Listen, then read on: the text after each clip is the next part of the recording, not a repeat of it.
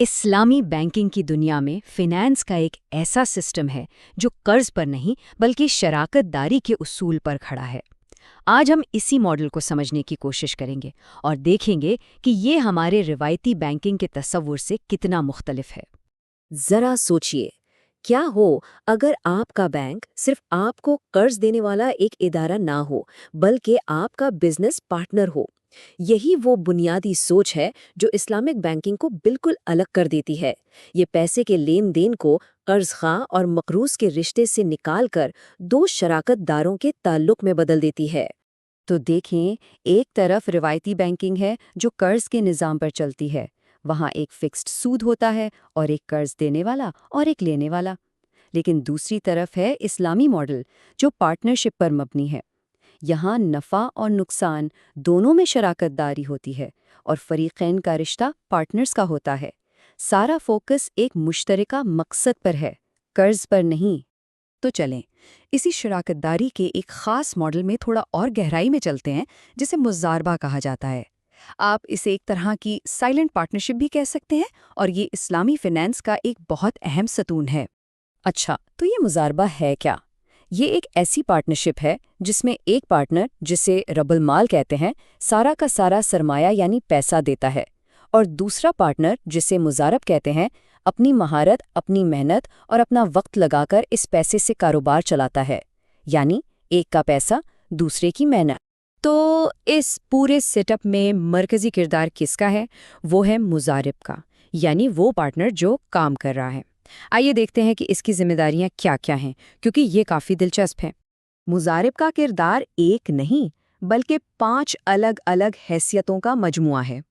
सबसे पहले तो वो अमीन यानी ट्रस्टी है। उसका काम सरमाए की हिफाजत करना है। फिर वो वकील यानी एजेंट के तौर पर बिजनेस के लिए चीज़ें खरीदता है। उसके बाद वो शरीक यानी पार्टनर है जो मुनाफे में हिस्सादार होता है। चौथी हैसियत जामिन की है, यानी अगर उसकी अपनी गलती या लापरवाही से कोई नुकसान हो तो वो जिम्मेदार होगा। और आखिर में, अगर किसी वजह से ये मुआहदा ही गलत हो जाए तो उसकी हैसियत अजीर यानी एक मुलाजिम की हो जाती है। ठीक है, पार्टनरशिप समझ आ गई, किरदार भी समझ आ गए, लेकिन पैसे का क्या होगा? मुनाफा, नुकसान, खर्चे, ये सब कैसे तय होता है? यही वो उसूल हैं जो इस शराकतदारी की जान है।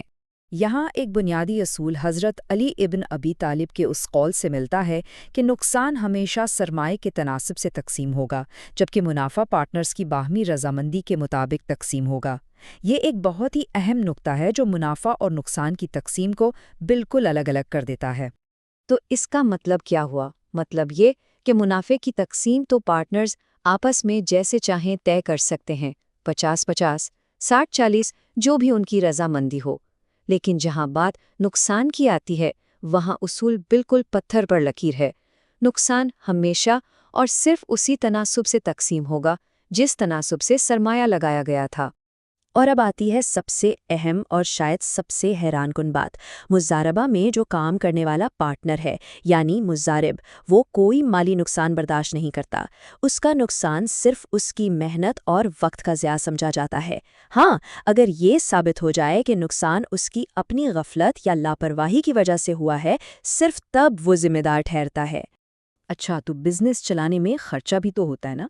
इसका उसूल सीधा है। कारोबार से जुड़े तमाम जायज़ अखराजात, जैसे मुलाजमीन की तनख्वाहें या कोई कमीशन, वो पार्टनरशिप के पैसों से ही अदा किए जाते हैं।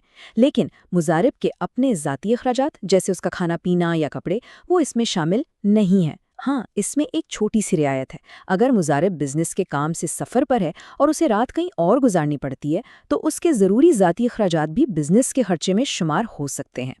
तो ये सब तो हो गई थियरी। अब देखते हैं कि आजकल के इस्लामिक बैंक्स इन उसूलों को असल में इस्तेमाल कैसे करते हैं। बैंक्स इन पार्टनरशिप मॉडल्स को दो तरह से इस्तेमाल करते हैं।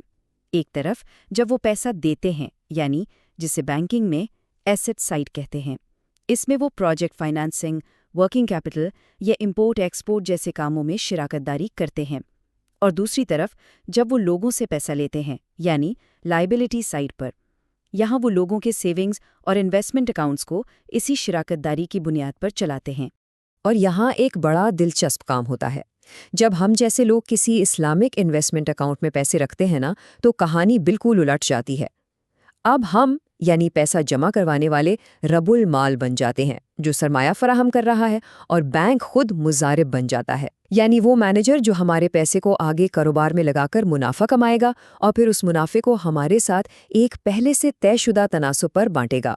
تو آخر میں ایک سوال پر رکتے ہیں، اگر ہمارا پورا مالیاتی نظام قرض پر نہیں بلکہ شراکت داری پر مبنی ہو تو پیسے کے ساتھ ہمارا رشتہ کیسا ہوگا؟ یہ ایک گہرا سوال ہے جو اس نظام کے معاشی اور سماجی اثرات پر ہمیں سوچنے پر مجبور کرتا ہے۔